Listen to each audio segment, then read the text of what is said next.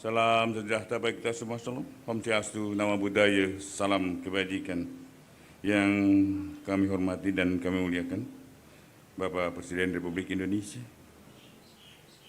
Menteri Pertahanan selaku Ketua Pengarah Satgas PKH, Panglima TNI selaku Wakil Ketua 2 Pengarah Satgas PKH, Kapolri selaku Wakil Ketua 3 Pengarah Satgas PKH, para anggota Pengarah Satgas PKH, Menteri Kehutanan, Menteri Keuangan, Menteri Lingkungan Hidup, dan Kepala BPKP. Yang kami hormati Menteri Sekretaris Negara, yang kami hormati Sekretariat Kabinet,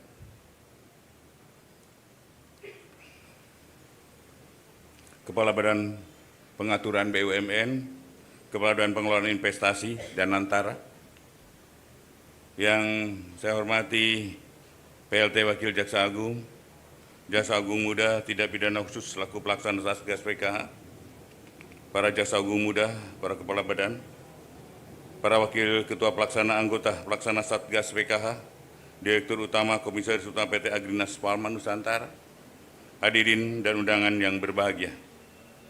Mengawali kegiatan pada hari ini, marilah kita senantiasa memanjatkan puji dan syukur kehadirat Allah Subhanahu wa Ta'ala, Tuhan Yang Maha Kuasa, atas segala rahmat dan karunia-Nya hingga kita dapat mengikuti kegiatan penyerahan laporan capaian 4 juta hektar penguasaan kembali kawasan hutan hasil penertiban kawasan hutan konservasi hasil penguasaan kembali tahap 5 hasil penagihan denda administratif Satgas PKH dan hasil penyelamatan keuangan negara.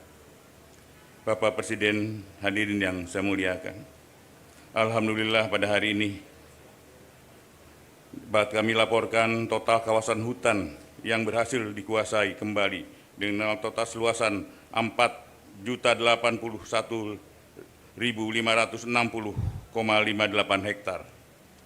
Dari jumlah tersebut, Satgas PKH akan menyerahkan kembali lahan kawasan hutan tahap 5 dengan total 896.969,143 hektar yang terdiri dari lahan perkebunan kelapa sawit diserahkan kepada kementerian lembaga terkait dari Satgas PKH ke Kementerian Keuangan, selanjutnya ke Danantara, kemudian diserahkan pada Agrinas seluas 240.575,383 hektar dari 124 subjek hukum yang tersebar di 6 provinsi. 2. Lahan kawasan hutan konservasi diserahkan kepada Kementerian Kehutanan untuk dilakukan pemulihan kembali hutan seluas 688.427 hektar yang tersebar di 9 provinsi. Pada hari yang baik ini pula, sebagai wujud pertanggungan jawab kepada publik, kami turut serahkan uang sebesar 6.255.290.469,74 sen yang merupakan 1. Hasil penagihan denda administratif kehutanan oleh Satgas PKH senilai Rp2.344.965.750.000 yang berasal dari 20 perusahaan sawit, 1 perusahaan tambang nikel. 2. Hasil penyelamatan keuangan negara atas tindak pidana korupsi yang ditangani oleh Kejaksaan Agung senilai Rp4.280.369.469,74 yang berasal dari perkara dugaan tindak pidana korupsi dalam pemberian fasilitas ekspor CPO dalam perkara impor gula dan perkara impor gula. Bapak Presiden, hadirin yang saya muliakan, untuk tahun 2026 terdapat potensi penerimaan denda administratif pada sawit di tambang yang berada dalam kawasan hutan dengan jumlah sebagai berikut.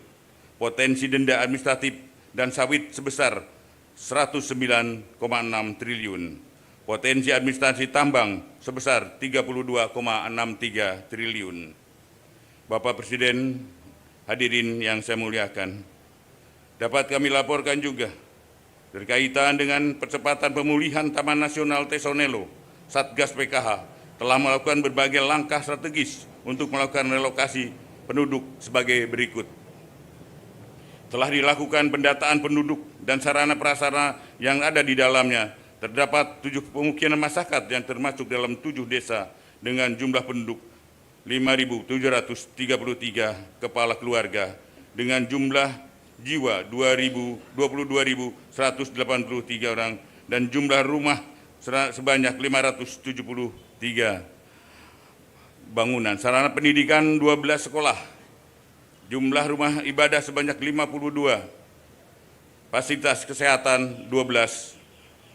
Selanjutnya jumlah kepala keluarga KK yang telah didaftarkan untuk mengikuti program relokasi sebanyak 1.465 orang. 55 KK. 3. Telah menyiapkan lahan hasil penguasaan kembali seluas 8.077 hektar untuk merelokasi penduduk kawasan TNT. 4. Telah melakukan relokasi penduduk tahap 1 pada tanggal 20 Desember 2025 terhadap 227 KK dari lahan perkebunan sawit seluas 6.330,78 hektar. Bapak Presiden, hadirin yang saya muliakan, perlu kami sampaikan keterkaitan dengan bencana banjir bandang yang terjadi di wilayah Aceh, Sumatera Utara, dan Sumatera Barat. Satgas PKH telah melakukan identifikasi dengan temuan yakni sejumlah besar entitas korporasi dan perorangan terindikasi kontribusi terhadap bencana bandang, dan Satgas PKH telah melakukan klarifikasi terhadap 27 perusahaan yang tersebar di 3 provinsi tersebut.